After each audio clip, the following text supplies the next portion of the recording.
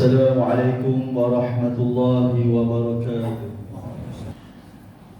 الحمد لله القائل: أعوذ بالله من الشيطان الرجيم ولا تأكلوا أموالكم بينكم بالباطل وتدلوا بها إلى الحكام لتأكلوا فريقا من أموال الناس بالإثم وأنتم تعلمون.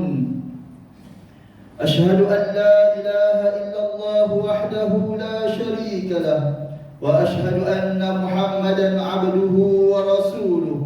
اللهم صل وسلم على سيدنا محمد وعلى آله وصحبه أجمعين.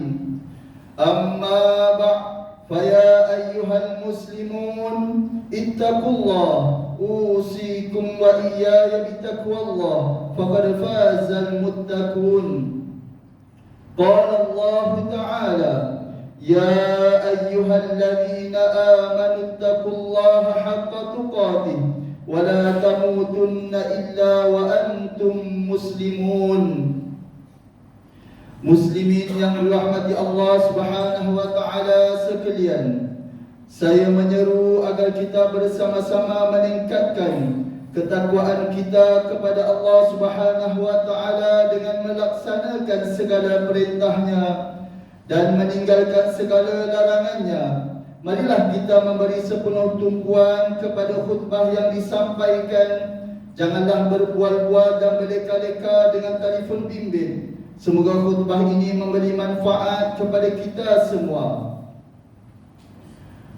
Pada hari ini, khatib akan menyampaikan khutbah yang bertajuk Bahana Pemberi dan Menerima Rasuah. Hadirin yang dikasihi Allah sekalian, jenayah rasuah adalah satu perbuatan yang telah membarah menyelinap dalam sistem kehidupan masyarakat kita pada hari ini.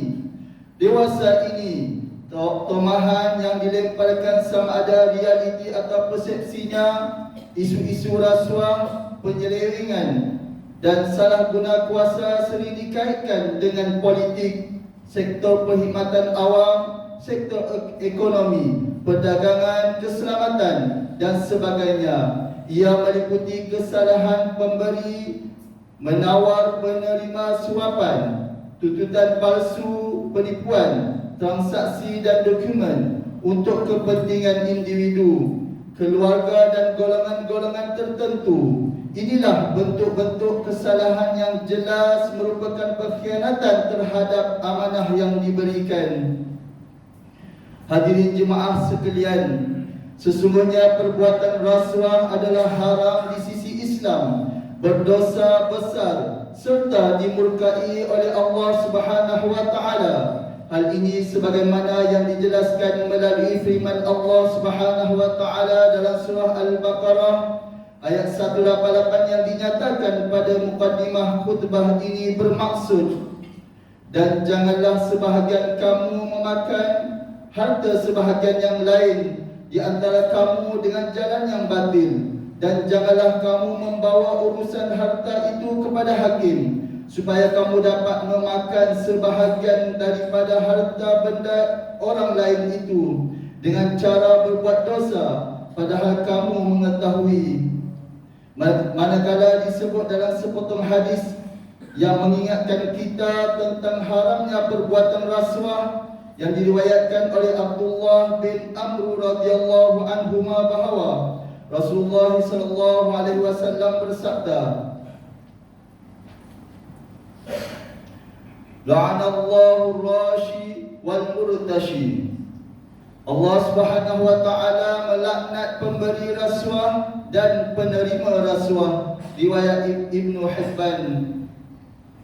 Menurut Dr. Yusuf Al-Qadhawi dalam kitab Al-Halal wal Haram fil Islam, beliau menyatakan termasuk memakan harta orang lain dengan cara yang batil ialah menerima rasuah suapan, iaitu wang diberikan kepada penguasa atau pengawal supaya penguasa atau pengawal tersebut menjatuhkan hukuman yang menguntungkannya atau hukuman yang merugikan lawannya menurut kemahuannya, atau supaya didahulukan urusannya atau ditunda kerana ada sesuatu kepentingan dan sebagainya.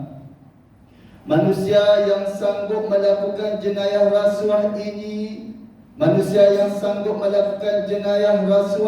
mereka ini tidak takut akan ancaman dan laknat Allah dan Rasulnya, kerana mereka ini hanya mementingkan diri sendiri, bersifat rakus, tamak, sanggup mendapatkan sesuatu yang bukan hak mereka, sehingga mengadai maruah diri demi memenuhi nafsu, mengumpul kekayaan dengan jalan yang salah dan melakukan penganiayaan.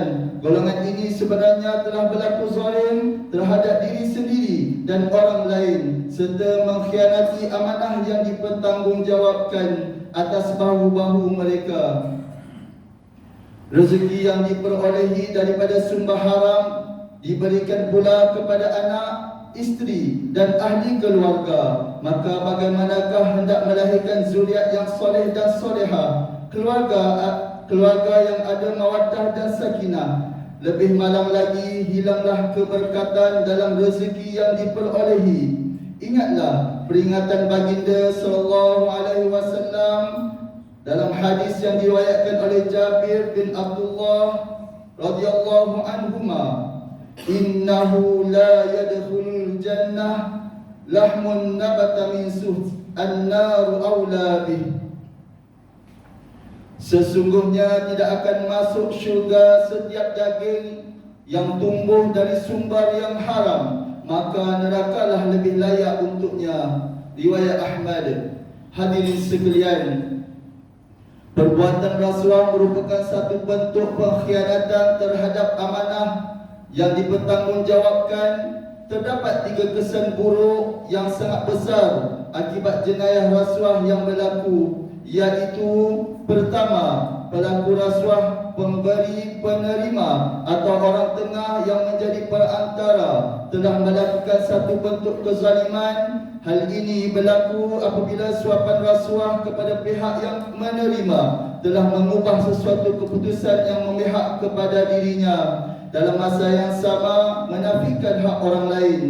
Kedua, orang yang dinafikan haknya itu, orang yang dizalimi ini akan dikabulkan oleh Allah Subhanahu wa taala doa mereka pohon, maka awas dan beringatlah bahawa lambat laun mereka yang melakukan jenayah rasuah ini tidak akan terlepas daripada balasan atau perbuatan keji mereka. Jika terlepas di dunia, jangan ingat akan terlepas di akhirat kelak. Ketiga, perbuatan pelakuan jenayah rasuah yang berleluasa dalam kalangan masyarakat kita akan memberi impak negatif yang sangat dahsyat sekiranya tidak dibendung. Ia boleh menyebabkan keadaan politik yang tidak stabil, ekonomi yang merudum, tata kelola yang hancur, mengancam keselamatan negara, penyalahgunaan kuasa berleluasa, kekayaan dikuasai oleh golongan-golongan tertentu, yang kaya terus kaya dan semakin rakus, yang miskin semakin tertekan dan ditindas namun tiada pembelaan. Maka natijahnya sesebuah negara itu bakal runtuh dan mencetuskan huru-hara akibat jenayah rasuah yang membara umpama api dalam sekam atau gunting dalam lipatan. Muslimin yang dirahmati Allah sekalian, umum mengetahui Suruhanjaya Pencegahan Rasuah Malaysia SPRM merupakan agensi yang berperanan dan bertanggungjawab menangani isu-isu rasuah di negara kita.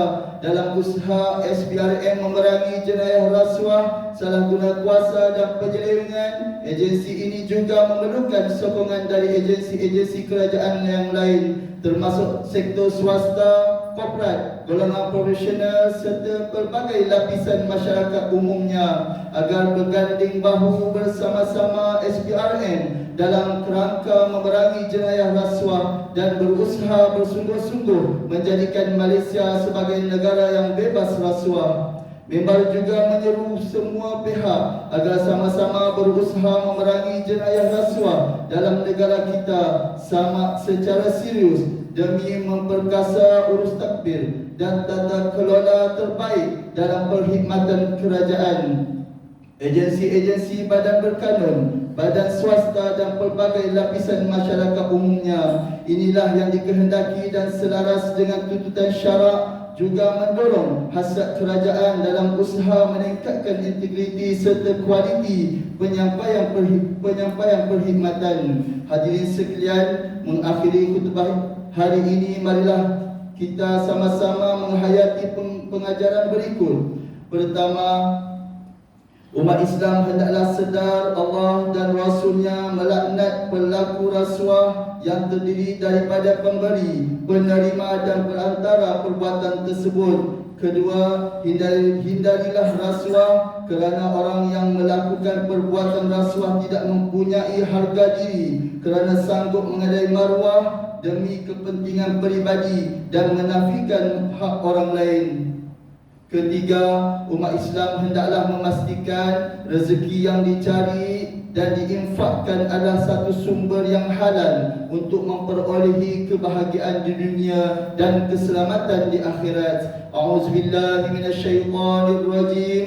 Kuntum khaira ummatin ukhrijat lin-nasi ta'muruna bil ma'ruf wa tanhauna 'anil munkari wa tu'minuna billah. Walau amana ahlul kitab lakana khairan lahum minhumul mu'minuna wa aksaruhumul fasikun. Kamu wahai umat Muhammad adalah sebaik-baik umat yang dilahirkan bagi faedah umat manusia, kerana kamu menyuruh